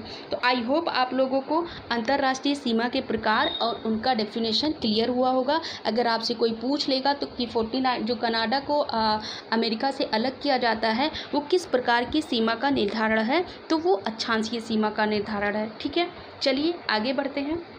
अब यहाँ पे कुछ अध्यारोपित सीमा के बारे में पढ़ लेते हैं। जैसे ये मैकमोहन लाइन खींचा गया है कहाँ पर? इंडिया और तिब्बत यानी कि चाइना में। 49 डिग्री जो पैरेलल लाइन होगा ये यूएस और कनाडा बॉर्डर में। देखिए ये भी ध्यान रखिएगा कि जो अक्षांशीय सीमा है वो अध्यारोपित सीमा हो सकती हैं। ठीक है, फिर जो ग्रीन लाइन है ये पूछ सकता है इजराइल और फ़िलिस्तीन के बीच में क्या है? एक अध्यारोपित सीमा है। और बर्लिन दीवार जो खींचा गया था, आप लोगों को पता है कि वहाँ पे फिर इसको 1991 में हटा दिया गया था। तो ये भी मतलब पूर्वी जर्मनी को बर्लिन को क्या किया गया था? पश्चिमी बर्लिन से अलग कर दिया गया था एक वॉल के द्वारा। फिर इसको ख़त्म किया गया। डूरन लाइन जो है इंडिया और पाकिस्तान, ज़्यादातर डूरन लाइन जो है वो पाकिस्तान और अफ़गानिस्तान के बीच में है। फिर यूएस मैक्सिको बॉर्डर जो 1848 में है। ठीक है, आप लोगों को आई होप ये सब क्लियर हो गया होगा। अब देखिए हम यहाँ भारत की अंतर्राष्ट्रीय सीमा में कि कौन कौन से स्थलीय देश हैं और कौन कौन से समीप उसके जलीय देश हैं। सबसे पहले हमने यहाँ पे देखा था कि यहाँ पे देखिए, यहाँ पे क्या हो जाएगा, ये होगा बांग्लादेश हो जाएगा। बांग्लादेश के बाद ये होगा, ये चाइना होगा, ये बांग्लादेश होगा। यहाँ पे हमको पता है पाकिस्तान होगा, ये अफ़गानिस्तान होगा। उसके बाद यहाँ पर है आपका यहाँ पर है भूटान है, ठीक है। यहाँ पे क्या है, भूटान है। भूटान के बाद इस साइड पे क्या होगा, ये म्यांमार वाला एरिया है, ठीक है। ये क्या है, म्यांमार वाला एरिया है। यानी कि भारत के ऐसे कौन कौन से राज्य हैं जो स्थलीय सीमा बनाते हैं किसी भी दूसरे देश के साथ, ठीक है।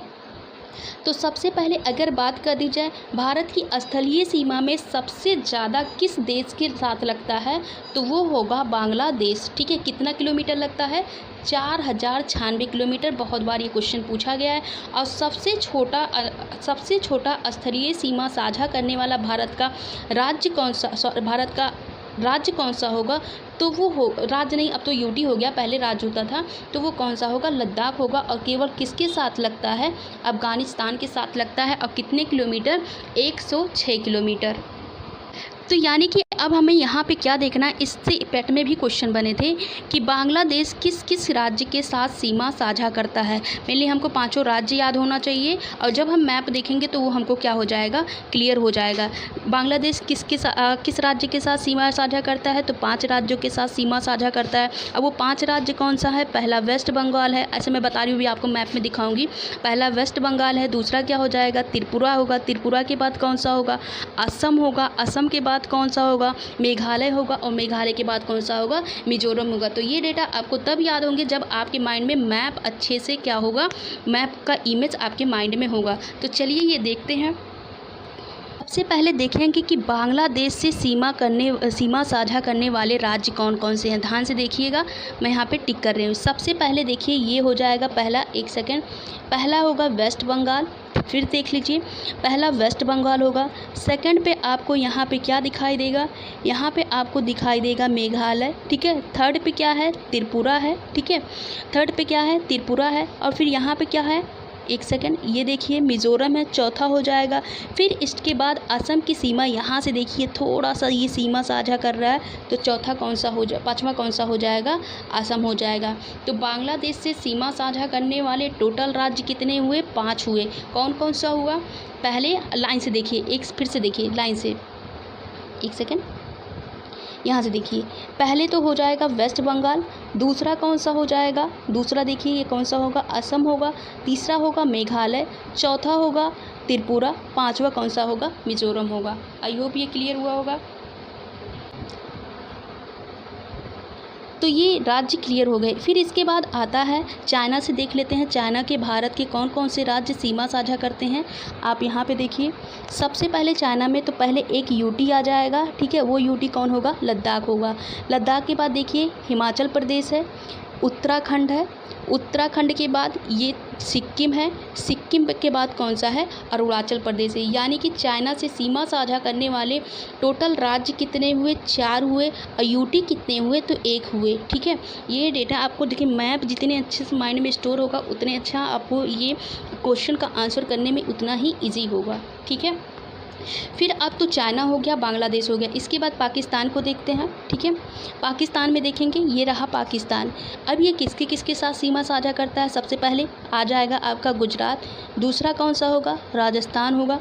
तीसरा कौन सा होगा, पंजाब होगा। यानी कि पंजाब जो है वो 3 राज्य के साथ सीमा साझा करता है। 3 राज्य हो जाएंगे। और यूटी कितने हो जाएंगे, तो देखिए ये जम्मू कश्मीर है और ये क्या है, लद्दाख है।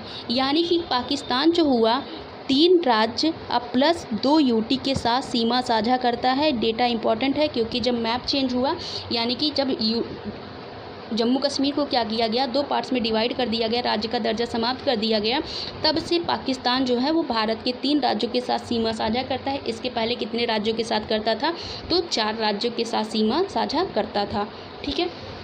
तो ये हो गया। फिर इसके बाद कौन सा आता है, अब यहाँ पे देख लीजिए भूटान।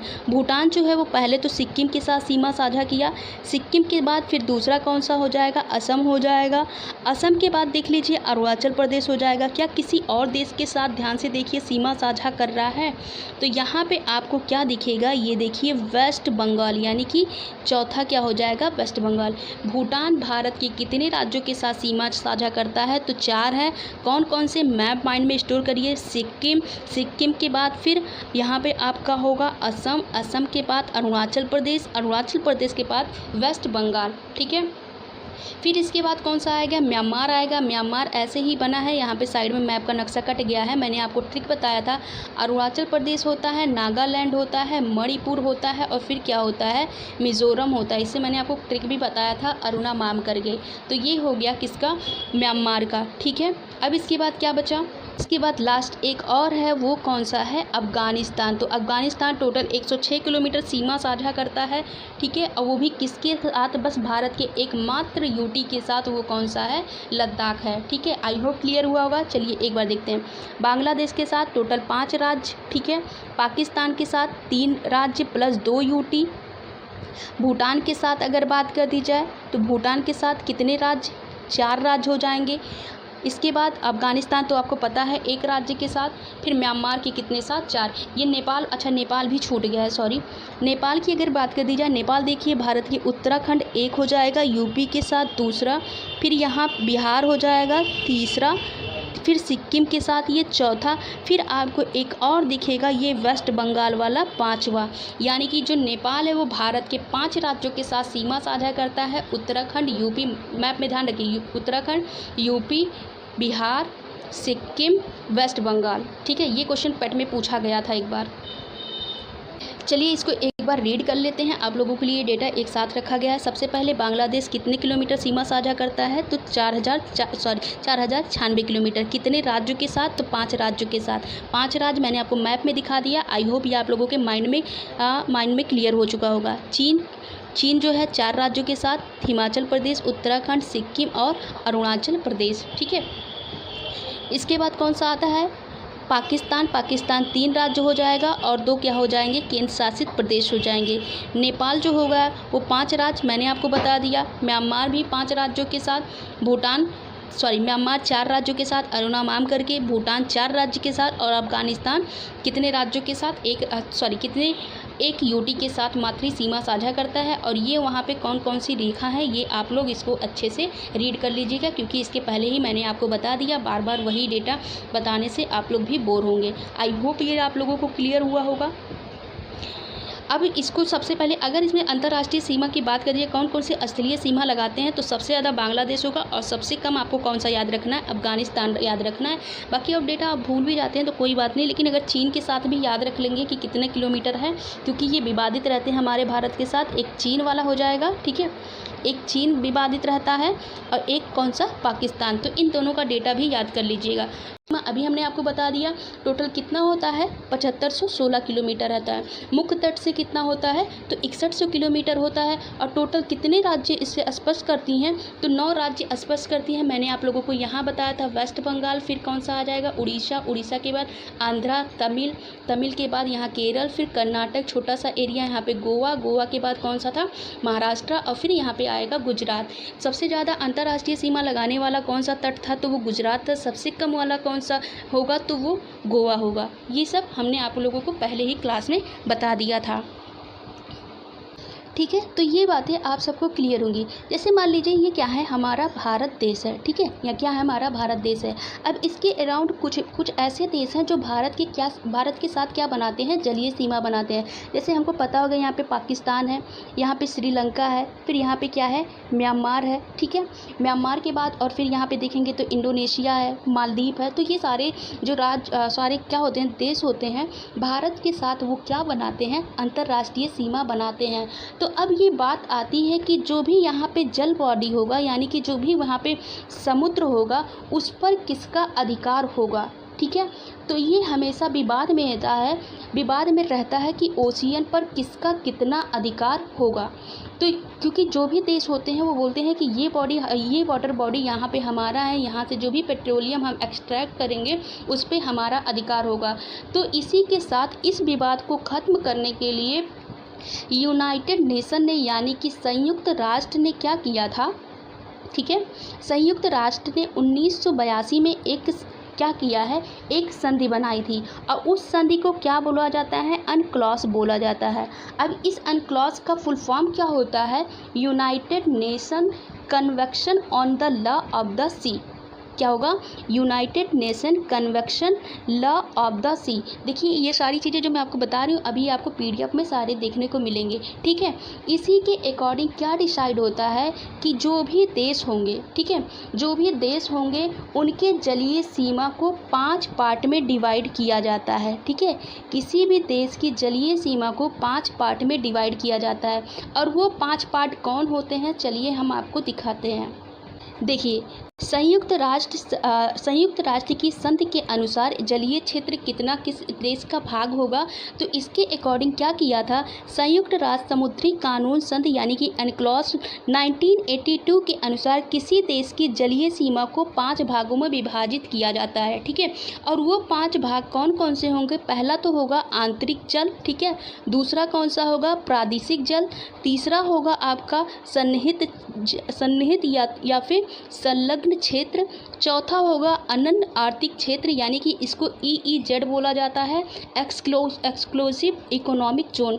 अब पांचवा जो हमारा होगा वो क्या होगा, उच्च सागर होगा। देखिए यहाँ से एग्ज़ाम में बहुत क्वेश्चन बनते हैं, ठीक है, इस टॉपिक से एग्ज़ाम में बहुत सारे क्वेश्चन बनते हैं। चलिए मैं आपको बताती हूँ कि ये कौन से एरिया में आंतरिक जल होगा, कौन सा प्रादेशिक होगा और कौन सा संलग्न होगा, EEZ क्या होगा और हाई सी क्या होंगे। चलिए तो मैं आपको पहले बताती हूँ फिर आपको ये पूरा मैप समझाती हूँ कि क्या है ये। सबसे पहले हम ये देखते हैं कि आंतरिक जल क्या होता है। पहला पार्ट यही था कि आंतरिक जल क्या होता है। जैसे अगर हम अपने भारत देश को देखें, ठीक है, तो हमारे भारत का यहाँ मैप इस तरह से है, सॉरी एक सेकेंड, जैसे ये मान लीजिए कि ये क्या है, हमारा भारत देश है, ठीक है। यहाँ पे जब हम इस तरह से देखते हैं, अब अगर हम इसको क्या देखें कि इसके कोस्टल वाले एरिया को देखते हैं, एक सेकंड, इसकी हम कोस्टल वाली को एरिया को देखते हैं तो ये क्या है, स्मूथ नहीं है, यानी कि एक लाइन जैसा ड्रा नहीं है, क्या है, बहुत ऊबड़ खाबड़ वाला एरिया है। तो जब भी क्या करते हैं, इसको आधार बनाने के लिए क्या किया जाता है, यहाँ पर एक लाइन ड्रा कर दी जाती है। इसको सीधा बनाने के लिए जैसे इसको क्या किया जाएगा, एक लाइन ड्रा की जाएगी। अब जो ये लाइन ड्रा करते हैं इसके अंदर जितना भी क्या होता है, पानी होता है, उसे ही क्या बोलते हैं, आंतरिक जल बोलते हैं। इसे क्या बोलते हैं, आंतरिक जल यानी कि इंटरनल वाटर कहते हैं। तो इसे क्या बोलेंगे, इंटरनल वाटर बोलते हैं, ठीक है। अब जो ये लाइन हमने ड्रा किया है इसे क्या बोला जाता है, बेस लाइन बोला जाता है, ठीक है। ये क्या होगा, बेस लाइन यानी कि आधार रेखा होगा, ठीक है। अब इसी आधार रेखा से क्या किया जाता है, अलग अलग देश का उनका अजलीय सीमा पर कितना अधिकार होगा, इसी से फाइंड आउट किया जाता है। चलिए जैसे मैं आपको बताऊं, देखिए अभी हमने आप लोगों को वही जो कोस्टल एरिया दिखाया था भारत का, वो कैसा है, जिग जैग तरीके से है, यानी कि अनइवन है, स्मूथ नहीं है। तो यहाँ से जो हमने लाइन ड्रा किया वो लाइन कौन सा हो जाएगा, तो ये लाइन होगा बेस लाइन। और इसके अंदर जितने भी वाटर होगा यानी कि जितना भी यहाँ पानी का क्षेत्र होगा उस पर किसका अधिकार होगा, तो उस देश का अधिकार होगा, यानी कि यहाँ पर जो अधिकार है वो किसका होगा, हमारे भारत देश का होगा। लेकिन अब यहाँ से एक डेफिनेशन निकल के आता है, किसी देश के आधार रेखा के अंदर जो भी जलीय क्षेत्र होता है उस पर किसका अधिकार होता है, उस पर उस पर्टिकुलर देश का अधिकार होता है और इसे ही क्या बोला जाता है, आंतरिक जल कहा जाता है, ठीक है। तो ये पहला वाला मैंने आपको 5 टाइप बताया जिसमें पहला कंप्लीट हो गया।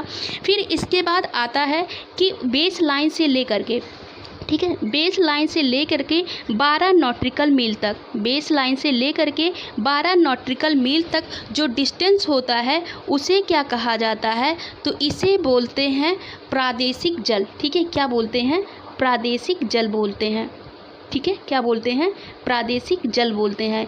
यानी कि बेस लाइन से लेकर के 12 नॉटिकल मील तक जो भी डिस्टेंस होता है उसे प्रादेशिक जल बोलते हैं। और इसके अंदर भी जो भी क्या होगा, वाटर होगा, उस पर भी किसका अधिकार होता है, तो उस पर्टिकुलर देश का अधिकार होता है। यानी फिर यहाँ पर किसका अधिकार हुआ, हमारे भारत देश का अधिकार हुआ। अब यहाँ पर क्या कर सकते हैं, ठीक है, तो ये 12 नॉटिकल मील का याद आ गया। अच्छा, आपको पता होगा कि 1 नॉटिकल मील में टोटल कितने किलोमीटर होते हैं, तो 1.8 किलोमीटर होते हैं, ये आपको पता होगा। ठीक है, तो ये डेटा मैं आपको इरेज कर देती हूँ। ठीक है, तो ये 2 चीज़ें आपको पता हुई। ठीक है, एक मैंने आपको बताया क्या, आंतरिक जल, और दूसरा कौन सा बताया, प्रादेशिक जल। इसके बाद आता है संलग्न क्षेत्र, यानी कि बेस लाइन से ले करके जो भी क्या होता है 24 नॉटिकल मील तक का जो डिस्टेंस होता है उसे ही क्या बोलते हैं, उसे बोला जाता है संलग्न क्षेत्र। तो ये क्या हो जाएगा, तो ये होगा हमारा संलग्न क्षेत्र होगा। ठीक है, क्या होगा, संलग्न क्षेत्र होगा।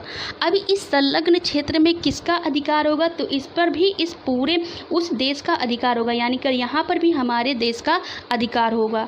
अगर बात कर दी जाए यहाँ पे क्या कर सकते हैं, तो जो भी कस्टम टैक्स होता है यहाँ पे उस देश द्वारा लिया जा सकता है। यानी कि अगर कोई भी दूसरा देश यहाँ आ करके कोई भी पेट्रोलियम को एक्सट्रैक्ट करता है, यानी कि कुछ भी चीज़ें यहाँ निकालता है, ठीक है, तो इस पर किसका अधिकार होगा, हमारे भारत देश का होगा, कि हम उसको क्या कर सकते हैं, दंड दे सकते हैं। ठीक है, उससे सीमा शुल्क ले सकते हैं। और यहाँ पर भी साफ़ सफाई का काम भी किसका होगा, तो हम यहाँ पर हमारे भारत देश के जो भी अधिकारी होते हैं वो यहाँ पर चाहे तो क्या साफ़ सफाई करवा सकते हैं, सीमा शुल्क ले सकते हैं। ठीक है, अगर कोई भी जितने भी कानून बनते हैं अगर कोई उसका उल्लंघन करता है तो यहाँ पे उसको दंड भी दिया जा सकता है। ठीक है, तो ये चीज़ें क्लियर हो गई।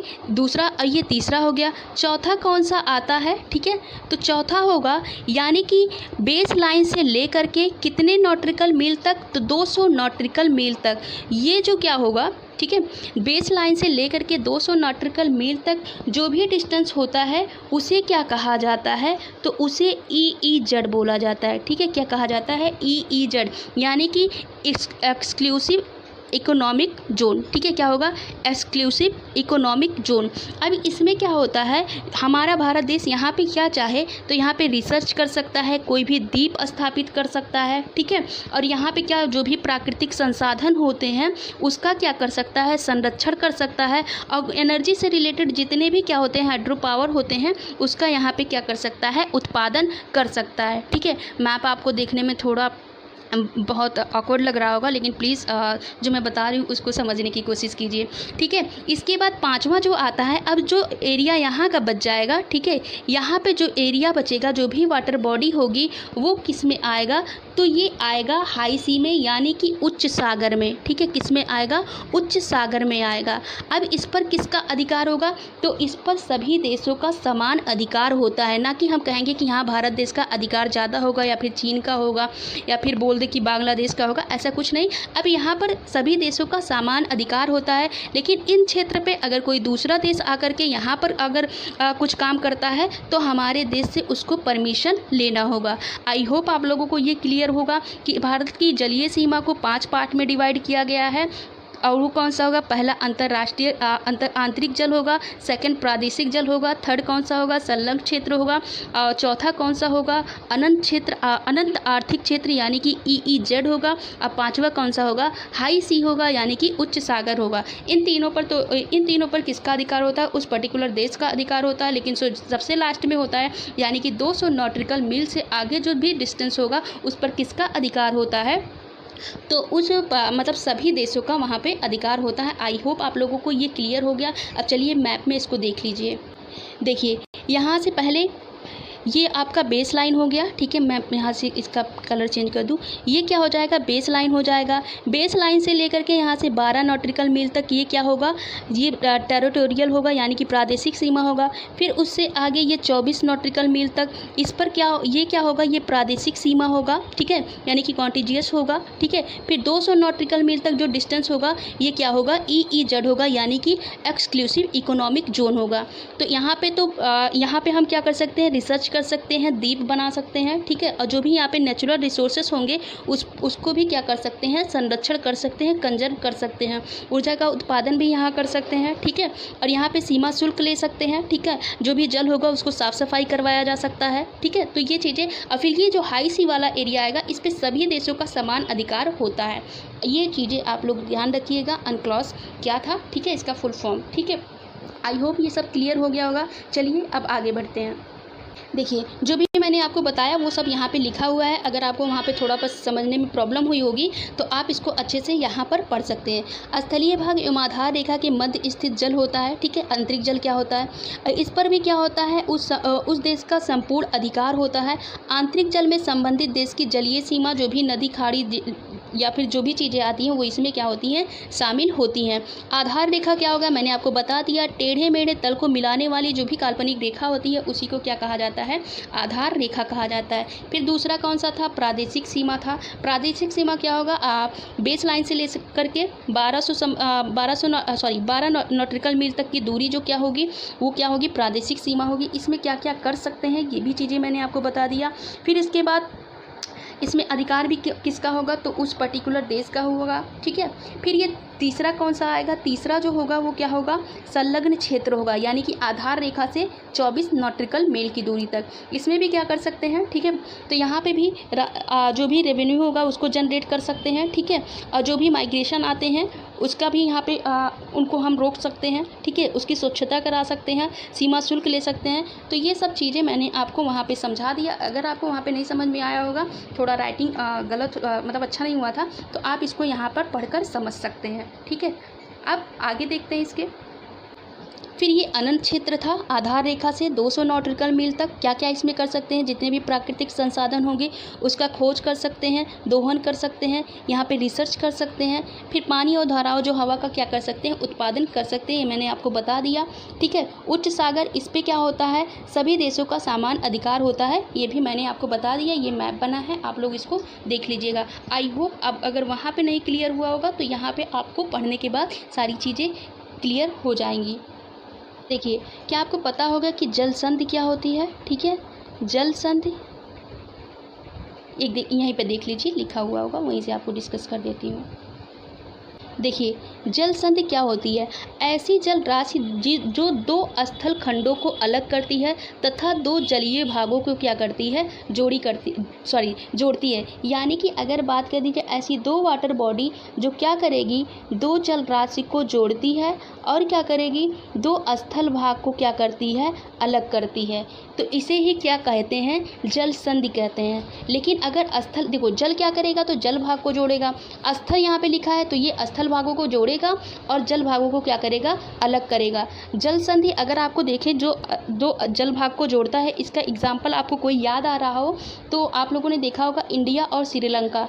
यहाँ पे इंडिया है, यहाँ पे श्रीलंका है, तो इसके बीच जो क्या है, यहाँ पे हम लोगों ने देखा है कि पाक जल संधि है। अब इसको जल संधि क्यों कहा गया, क्योंकि ये दो जल भागों को जोड़ती है। कौन से जल भाग हैं, एक BOB है यानी कि बे ऑफ बंगाल है, ठीक है। और यहाँ पर क्या है, ठीक है, यहाँ पर क्या है, यहाँ पर क्या है, हाँ, यहाँ पर अरब सागर है। तो दो जल भागों को तो जोड़ रही है, लेकिन दो स्थल भागों को क्या कर रही है, अलग कर रही है। तो ये किसका हो जाएगा, जल संधि का होगा। लेकिन अगर स्थल संधि की बात कर दी जाए तो ये क्या होगा, एक ऐसा स्थल खंड जो दो स्थल खंडों को जोड़े तथा दो जल राशियों को अलग करे। जस्ट इसका क्या है, अपोजिट है, ठीक है।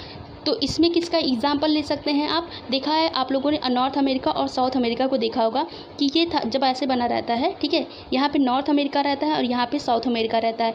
इनके बीच में क्या होता है, पनामा जल संधि होती है, ठीक है। क्या होता है, पनामा जल संधि होती है। अब इसको पनामा जल संधि क्यों कहा गया, क्योंकि ये क्या करता है, यहाँ से नॉर्थ अमेरिका साउथ अमेरिका से थोड़ा सा जुड़ा होता है, तो दो स्थल भागों को जोड़ने का काम करती है। और अलग किसे करेगी, तो ये करती है अटलांटिक महासागर को प्रशांत महासागर से क्या करती है, अलग करती है, ठीक है। तो ये क्लियर हो गया। अब देखिए, ये तो क्लियर हो गया। इसके बाद यहाँ पे देखिए, जल संधि हो गया और स्थल संधि होगा। इसके बाद हमें देखना है गल्फ और बे, दोनों का हिंदी मीनिंग तो सेम होता है, लेकिन इंग्लिश मीनिंग क्या होता है, डिफरेंस होता है। दो अगर बात कर दी जाए कि गल्फ़ क्या होता है, ऐसी वाटर बॉडी जो 3 ओर से पानी से घिरी होती है। जैसे आप अगर हम भारत का अपना मैप देखेंगे तो यहाँ पे क्या होता है, बे ऑफ बंगाल होता है। अब देखिए ये 3 तरीके से क्या होता है, घिरा होता है, 3 तरीके से वाटर से घिरा होता है।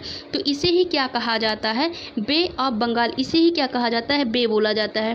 और इसका मुहाना क्या होता है, चौड़ा होता है। इसका मुहाना क्या होता है, चौड़ा होता है। लेकिन खाड़ी में यही अंतर हो जाता है कि एक ऐसा वाटर बॉडी जो 3 तरीके से क्या हो, पानी से घिरा हुआ हो, उसे ही क्या बोला जाता है, गल्फ़ बोला जाता है। लेकिन अंतर क्या हुआ, तो अंतर ये हुआ कि इसमें क्या होता है, जो गल्फ़ होता है, गल्फ़ में जो उसका मुहाना होता है वो बहुत ही पतला होता है। गल्फ़ में क्या होता है, उसका मुहाना बहुत ही पतला होता है, जैसे यहाँ पे देखिए।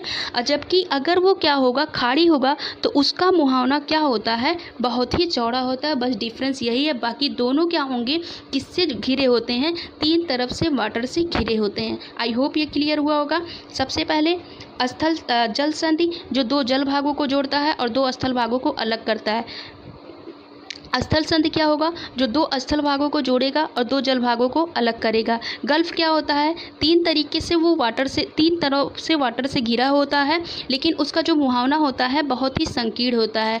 लेकिन बे क्या होगा, ये भी 3 तरह से वाटर से घिरा होता है, लेकिन इसका जो मुहावना होता है वो क्या होता है, बहुत ही बड़ा होता है। जैसे कि यहाँ पे देख लीजिए, ये बहुत बड़ा है, तो ये क्या होगा, बे ऑफ बंगाल, इसीलिए इसको बोला जाता है, ना कि इसको गल्फ़ ऑफ बंगाल बोला जाता है। डिफरेंस आप लोगों को समझ में आ गया होगा।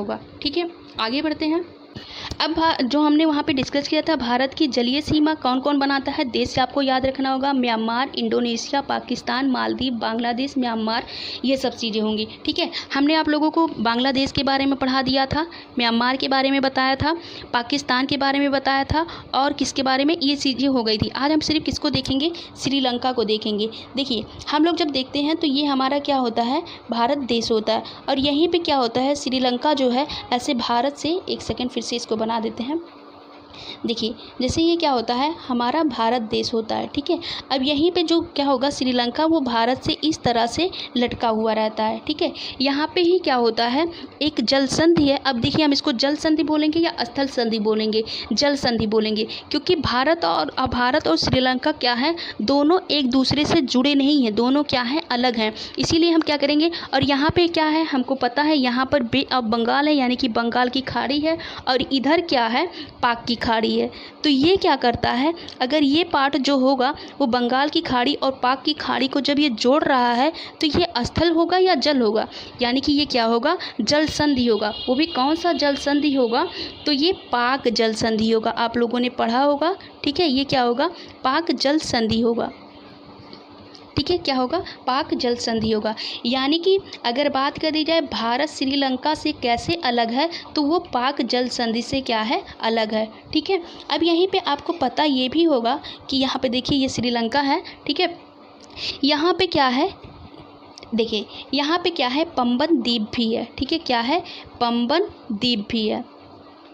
अगर पंबन द्वीप की बात कर दी जाए तो इसी पर क्या है, रामेश्वर एक पवित्र स्थल है। ठीक है, अब से पूछा जाए कि रामेश्वरम जो पवित्र स्थल है वो कहाँ पर है, तो वो पंबन द्वीप के पास है। और इसी पंबन द्वीप के पास एक क्या बना हुआ है, धनुष कोटि का एक आकार बना हुआ है। और उसी धनुष कोट के आकार के पास क्या है, राम सेतु ब्रिज, यानी कि एडम ब्रिज है। तो आपसे एक भी क्वेश्चन पूछा गया है कि एडम ब्रिज कहाँ पर है, तो एडम ब्रिज जो है वो पंबन द्वीप के पास है, और कहाँ पर, रामेश्वरम जो स्थल है उसी के पास है। ठीक है, आई होप ये क्लियर हुआ होगा। पढ़ लीजिए इसको। देखिए, सबसे पहले इसका नाम तो देख लीजिए, भारत और श्रीलंका को कौन अलग करता है, पाक जल संधि अलग करता है। ठीक है, पाक की खाड़ी को किससे जोड़ता है, बंगाल की खाड़ी को जोड़ता है, ये भी मैंने आपको बता दिया। ठीक है, फिर यहाँ पे क्या है, रामेश्वर यानी कि आदम ब्रिज है, वह श्रीलंका के मध्य 50 किलोमीटर की ब्रिज है। ठीक है, इसमें विवाद क्या है, कच्चा तीपू द्वीप। अच्छा, आप लोगों अभी देखे होंगे कि ये भी क्या है, करंट में बहुत ज़्यादा चर्चित है। ठीक है, तो कच्चा तीपू जो द्वीप है वो कहाँ पर स्थित है, तो ये है कच्चा तीपू द्वीप। ठीक है, अब इसमें क्या हुआ था कि इंदिरा गांधी ने इस द्वीप को क्या किया था, 1974 के अराउंड किसको दे दिया था, तो ये श्रीलंका को दे दिया था। लेकिन अब तमिलनाडु सरकार ने ये सिफारिश की है कि हमने जो कच्चा तीपू द्वीप जो आपको दिया है वो हमें क्या कर दिया जाए, वापस कर दिया जाए। इसीलिए कच्चा तीपू द्वीप जो है अभी वो करंट का चर्चा का विषय बना हुआ है। आई होप ये सब आप लोगों को क्लियर हुआ होगा। ठीक है, तो हमने आप लोगों को क्या बताया,